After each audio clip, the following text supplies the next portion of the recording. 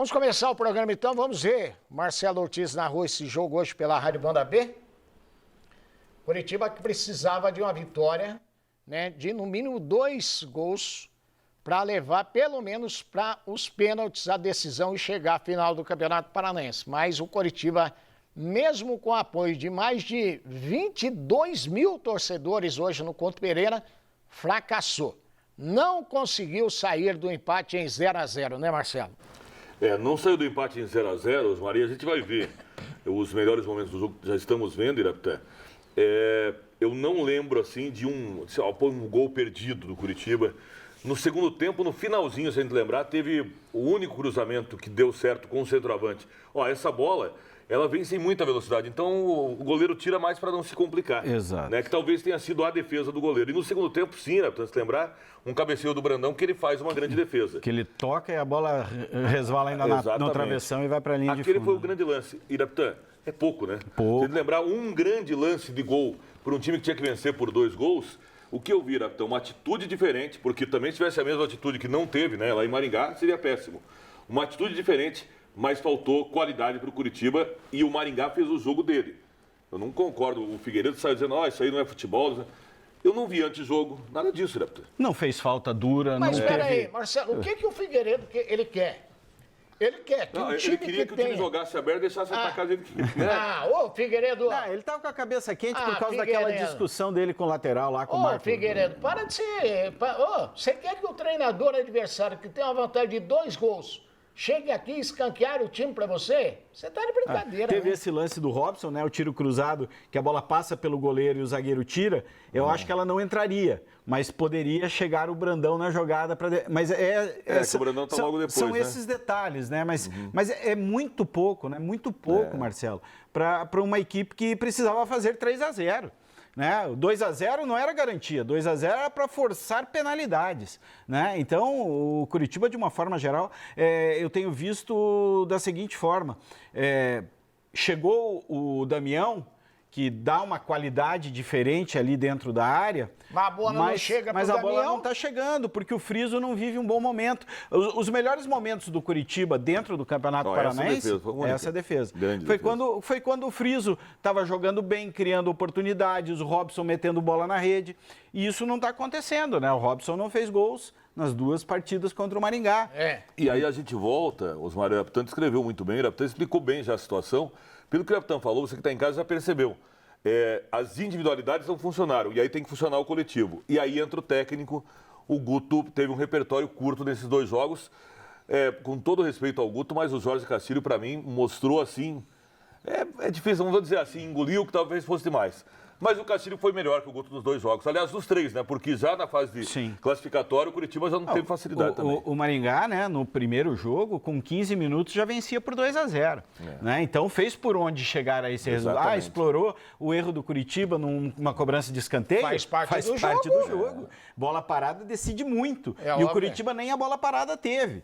Né? Então, tem esses pontos assim que chamam a atenção exatamente às vésperas de começo de Campeonato Brasileiro. Então, e essa reclamação que eu até entendo, o jogador não gosta, reclama, mas enfim, o Maringá só aproveitou, Osmar, para segurar mais o jogo no segundo tempo. Então ele teve, em 4 tempos, né, Iraptã, os 2 lá foi melhor. No primeiro tempo... poderia ter feito até o terceiro gol no segundo tempo. No começo do jogo, o Maringá começou a pressionar a saída de bola do Curitiba, dificultou, deixou o Curitiba com dificuldades na primeira etapa. E aí, o que eu imagino? O Jorge Castilho chegou e disse, pessoal, agora são 45 minutos para garantir classificação, não tem para que arriscar. Mas não foi um time puramente retrancado, só que aí é questão natural. Só que o Curitiba atacou de forma desesperada, desordenada, e o grande problema é esse. É só ver, né? O Curitiba colocou o Brandão, aí colocou o David da hora, foi empilhando o atacante e tentando bola na área, tentando jogar a bola na área. Se perguntar para o David até agora, eu acho que ele não vai saber explicar direito, porque também onde ele entrou para jogar, porque ele estava de todo canto tentando alguma coisa e não dava. E na verdade, Marcelo, você falou, o Maringá, ele foi segurar o jogo no segundo tempo. Mas ele fez por onde? Claro. Ele fez por onde? Então, assim, qual que é a estratégia de jogo? É o quê? É a classificação. Sim. Ele não cometeu um antijogo. Para mim, eu vi muito mais falta de repertório do Curitiba do que qualquer outra coisa. No meu modo de ver, o Coritiba ele vai ter que contratar, ele vai ter que melhorar o time se quiser fazer uma boa campanha na Série B do Campeonato Brasileiro. Do jeito que tá jogando. E com esse time aí, não sei não, hein? Até porque vai ter vários adversários que estão jogando muito melhor que o Curitiba. Mas, Você falou do Novo Horizontino agora há pouco. Claro, aqui geralmente eles perdem muitos jogadores. Né? Sim. Mas se mantiver o time, o Novo Horizontino é um dos candidatos. Vocês falaram do Santos, que tá jogando voando. melhor. Né? O Santos... Eu acho que o Santos ainda tem que evoluir, mas hoje já está rendendo mais que o Curitiba. E, Iraptan, é difícil falar sobre isso. Quero que o torcedor entenda, não é o que eu quero que aconteça. Só que a SAF tem que ter muito cuidado. Se chegar à conclusão que tem que fazer uma modificação no comando técnico, Iraptan, para mim o momento certo é agora. E se não mudar agora, que continue para a temporada, porque esse filme a gente já viu. O Curitiba terminar o Paranaense muito mal, dizer que não vai mudar, faz 1, 2 jogos no Brasileiro e muda.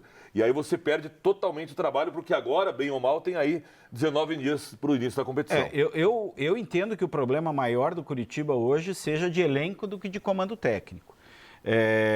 E destaco, né? Por exemplo, o Robson foi sendo o melhor jogador do Curitiba durante esse início de temporada. Mas Robson tem o seu limite. Sim. Né? Aliás, hoje, desculpa interromper, Iraptan, mas assim, hoje o Coritiba ele dependeu muito mais da individualidade de um jogador, e no caso o Robson, do que a parte conjunta do Osmar, negócio. Em alguns jogos, ele até falou, em alguns jogos dependia do Friso muito bem, e ele até foi bem em alguns jogos, do Robson definindo, diversos jogos definiu pelo gol do Robson.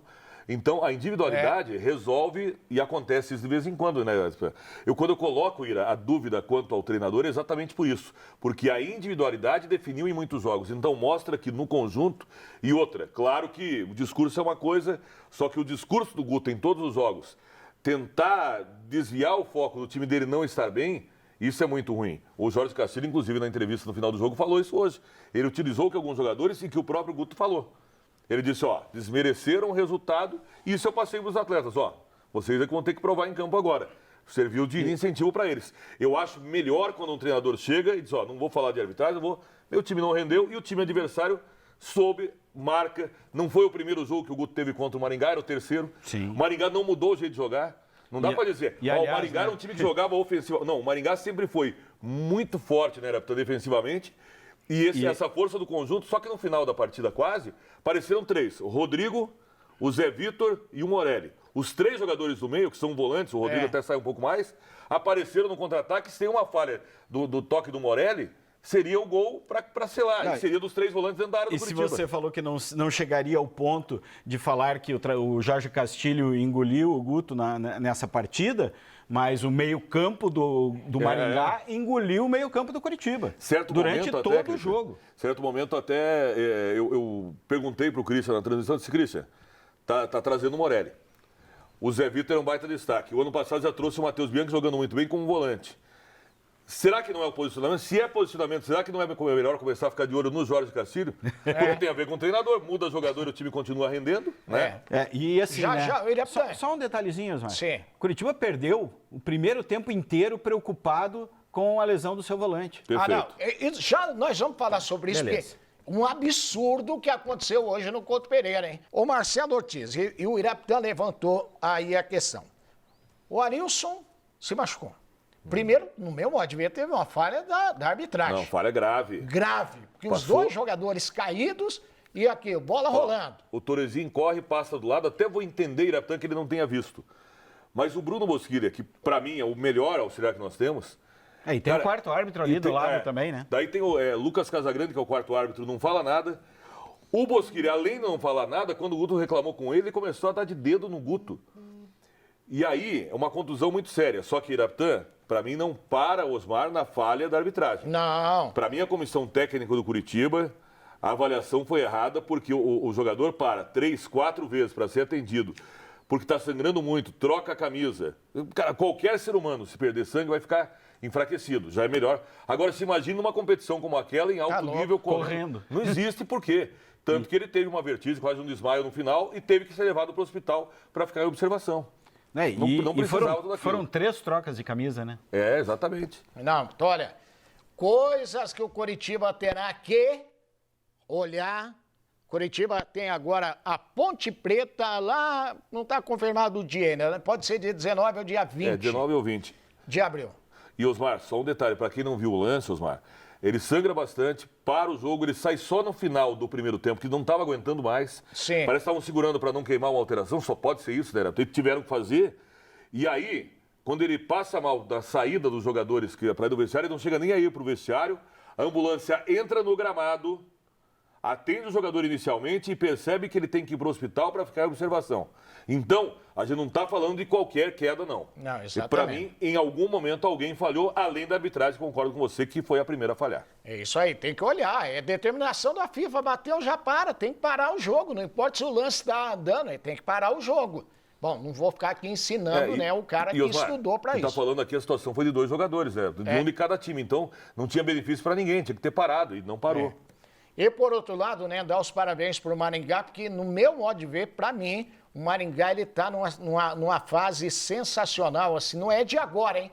É de muito tempo. Fase duradoura, né? Só que deve perder, como vai perder o Morelli, deve perder outros jogadores também. Isso é ruim. Né? O caminho ideal seria manutenção de grupo e aí sim pensar numa evolução também no calendário nacional. Com esse grupo aí, eu concordo. Com esse grupo, eu apostaria que o Maringá sobe. Dependendo de quantos perder, a gente já não tem muito essa noção do que vai acontecer, né, Osmar? A gente já falou aqui nesse programa, você vai lembrar, Osmar, a gente falou já algumas rodadas, né, Capitão? O time que pode atrapalhar uma final Atletiba é o Maringá. Com todo respeito ao Operário, está vivo ainda, o Operário pode, mas eu imagino que o que poderia atrapalhar já atrapalhou, que é o Maringá chegar à final e não ter Atletiba.